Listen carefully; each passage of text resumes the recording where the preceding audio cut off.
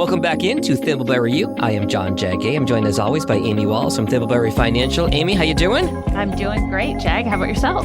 Good. We're both fighting a little bit of a cold, so that's the disclaimer as we go forward, but I think we're going to survive this okay. And ironically, we're going to get it to part 4 of 6 on our series for healthcare professionals. So we're subtitling this The Tax Prescription. We're not talking Mucinex or Sudafed or anything like that. We're talking about a different type of prescription.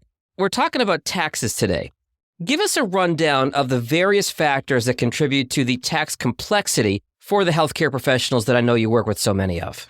First of all, let's just talk about income. Yeah. The government likes to limit things as income goes up. And so right there, that higher income creates complexity in relation to taxes.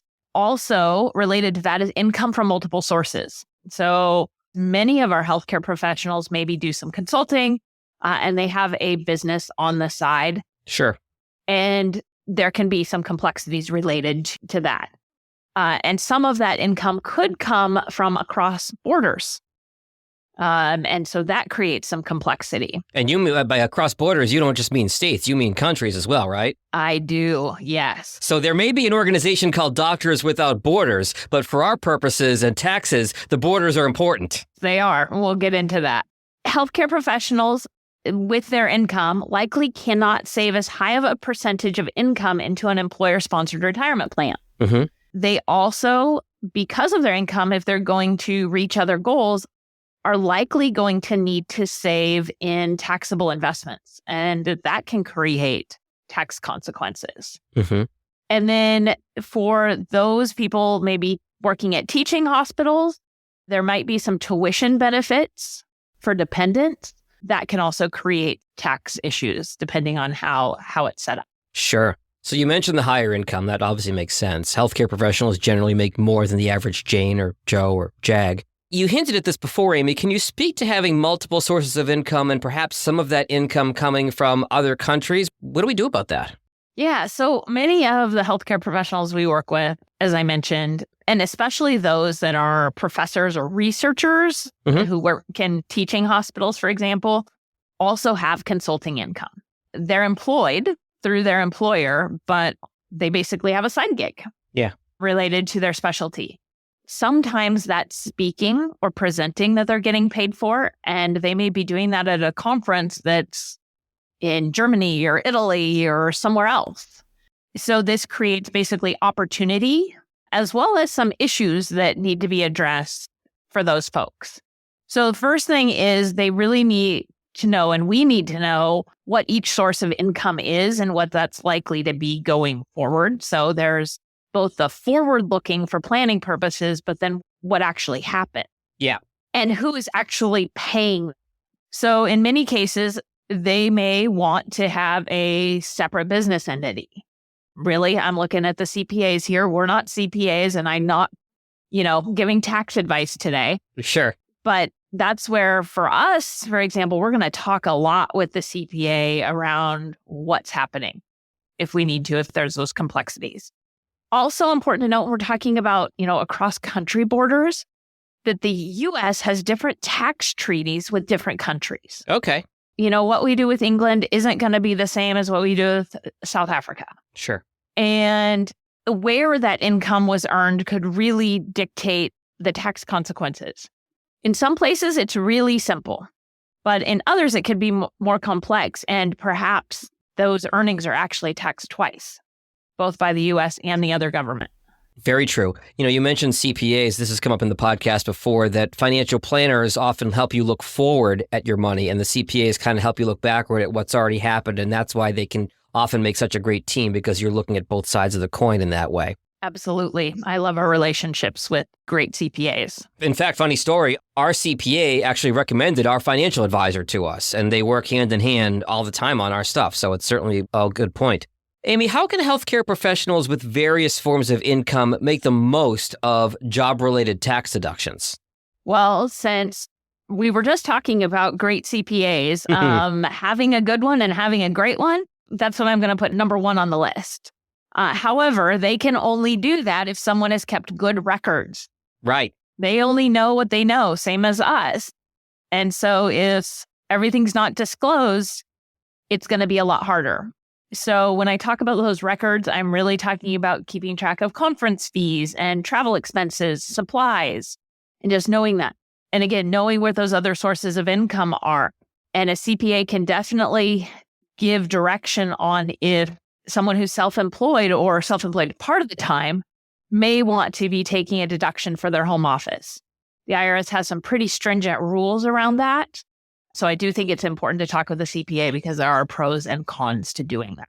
Yeah, having those records is so vitally important. And oh, by the way, a lot of CPAs, or most of them, bill by the hour. So the more detailed your records are, the less hours it's going to take as opposed to having 1,000 receipts in a shoebox. Absolutely. All right. I think the key there is having your records organized. Yes. Number one, having them, and then number two, having them organized. Right. All right, let's move back over to your specialty, Amy, and that is retirement planning. You said that their ability to save into retirement might be smaller. So how can they save, our healthcare professionals we're talking about today? Yeah, so let me clarify what I said because there is nuance that I think is really important there. Mm-hmm. The amount they can save isn't necessarily smaller if they're employed, but the percentage they can save. So the IRS allows everyone who's earning an income to save the same dollar amount into an employer-sponsored retirement plan. So this is 401k, 403b, 457, assuming the investor has more earnings than they are contributing. The only difference in that dollar amount for anybody is if they are under or over the age of 50. Right. They allow people over the age of 50 to contribute more. So if we're trying to replace future income through our savings today, it's usually easiest for people to think about saving as a percentage of income. Right. Right. Because getting to the exact dollar amount, that's going to take calculation. So there's oftentimes, ballparks out there. Oh, save 15% of your income. So for a higher income earner, the percentage of income that they can save into one of these employer-sponsored retirement plans is lower. Give me some numbers to illustrate that, Amy, if you would, please. Totally. So the limits in 2023 for someone under 50 is $22,500. So for someone who makes $75,000 a year, maximum funding their retirement plan at $22,500 would mean they're saving 30% of their income. Good number. It's a great number. For someone making $250,000, maximum funding that same retirement plan at $22,500 is only 9% of their income. Okay. So obviously a 30% savings rate is better than a 9% savings rate. And if we're talking about likelihood of success, 30% is more likely to get someone to a successful retirement than 9%. And that's something we've also talked about in previous episodes as well, Amy, is when you get into your retirement, you want to be able to have that same, if not more, in your budget to spend every month because you're not working all day or all night, as the case may be. So that's why having that percentage is so important. And if you are making a lot of money, and all of a sudden you've only got 9% of it that you're drawing off of in your retirement, that's going to be a major, major lifestyle adjustment. Absolutely. So the good news is they may also, these healthcare professionals may have some other options. So in addition to a 403b or a 401k, they may have what's called a 457 plan. And if that's the case, that's great news because they can actually save that $22,500, assuming they've got the income. In this case, I think we can go with that, into both plans. Okay. But not everybody has both of those. If our listeners are not in healthcare and saying, well, that's not fair, they get two retirement plans, it's a pretty rare situation that somebody has both available to them. Okay. So what else can they do? The other thing they can do is increase their taxable investments.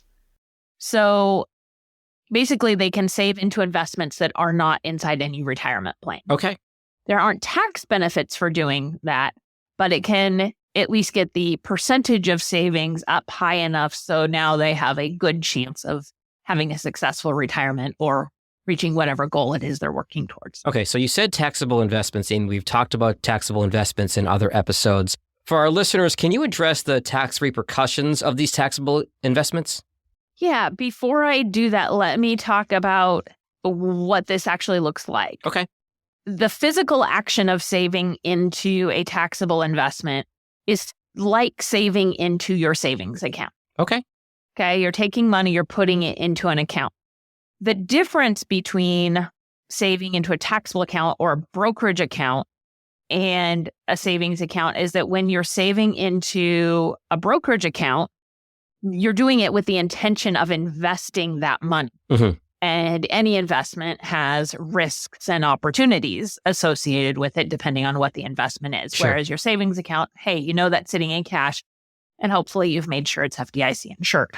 So to your question of what are the tax repercussions, so just like when you earn money in a savings account, and this year we'll probably see it with interest rates being high enough, you're going to get tax forms at the end of the year that say, hey, you owe some taxes on what you earned.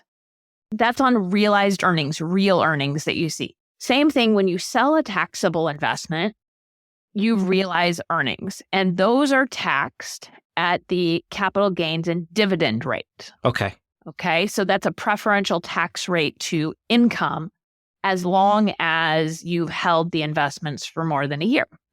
Some types of investments in this way also pass earnings back to the investors. I tend to think of things in terms of buckets and umbrellas. So let's pretend we have a bucket of fish. Okay. Okay. It's breakfast time out there in Portland, but it's lunchtime here in Detroit. So now you're making me hungry. Okay. So this bucket of fish is there. And unfortunately, some survive and some don't. But some of them also mate. Now you've got some extra fish. That's a great analogy. I love it. And so you're going to be taxed on growth. New opportunity. And so this bucket has new money in it. And so basically, if you think about that, like certain types of investments, it gains something, and certain types of investments have to pass those gains back to the investors each year. Okay. And that, when it comes to investments, hopefully unlike the fish, can create a pretty big surprise tax bill at times.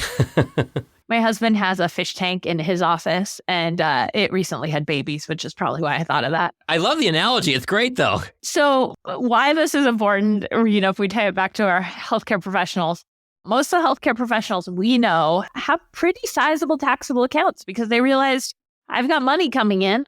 I'm not saving enough. I need to save more. Right. And if we're not careful about what kinds of investments they have and the tax consequences of this, what can happen is in any tax year, they can get hit at the point in time they're filing their tax return with a tax bill they weren't expecting. Yeah.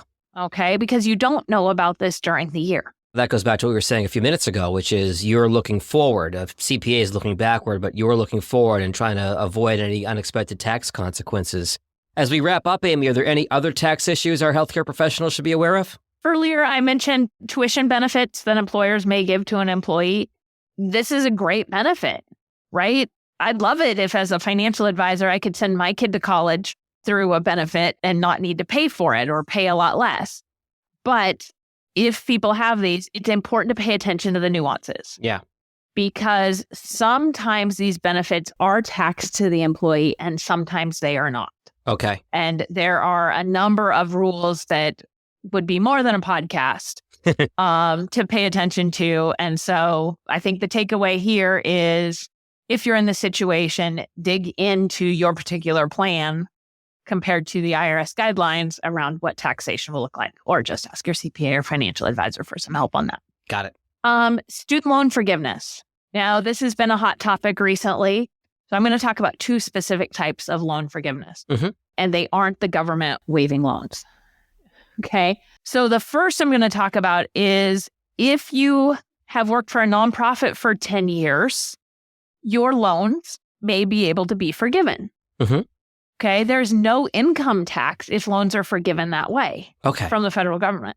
However, there are some forms of student loan repayment where you are paying, and after you've paid 20, 25 years, the loan can be forgiven if there's still a balance. Wow, okay. But that amount, whatever is forgiven, is included as taxable income in that year. And I've seen scenarios where that loan is going to be 20, 25 years out if someone makes the minimum payments even bigger than what it starts. Right, because the payment isn't covering the growth and interest. Okay. Yes. So in that scenario, does it make sense to keep the loan and plan to pay the tax bill in that year. And how are you going to do that? It might mean you actually need more taxable investments to be building through savings, knowing that you're going to have to deplete them to pay the tax bill. And I'm glad you mentioned that, because student loans are certainly a major factor in our healthcare community with doctors, nurses, anybody who went to medical school. They can certainly add up. And to think that, woohoo, it's forgiven. Well, sometimes, in some cases, as you mentioned, if it's forgiven, you got to pay taxes on what's forgiven. And that can be quite a pretty penny. Yes, it can, on top of your income at that point already. Yes. Which was higher. Next thing I'd say, just as we wrap up, charitable giving. That's great if you're doing it. If you're doing it, count it. Yeah. Let it help you in your tax. A lot of times it's that not keeping track of records, and then it's not being counted. So, and then last, I think we already kind of said it, but work with the CPA and make sure your CPA and financial advisor are willing to work together. I think that's very, very important. I can't tell you how beneficial that's been to have a team working together in my personal life. If you want to have Amy and her team at Thimbleberry Financial as the financial advisor part of that equation, how do our listeners best find you, Amy? They can give us a call at 503-610-6510, or they can reach us online at thimbleberryfinancial.com. Very good. That'll be a wrap for this tax prescription edition of Thimbleberry U. To all our listeners, may your financial health be robust and resilient. Thanks, Amy. Thanks, Jag. Securities offered through registered representatives of Cambridge Investment Research, Inc., a broker-dealer member FINRA SIPC. Advisory services through Cambridge Investment Research Advisors, Inc., a registered investment advisor. Cambridge and Thimbleberry Financial are not affiliated. Discussions in this show should not be construed as specific recommendations or investment advice. Always consult with your investment professional before making important investment decisions. Securities offered through registered representatives of Cambridge Investment Research, Inc., a broker-dealer member FINRA SIPC. Advisory services through Cambridge Investment Research Advisors, Inc., a registered investment advisor. Cambridge and Thimbleberry Financial are not affiliated.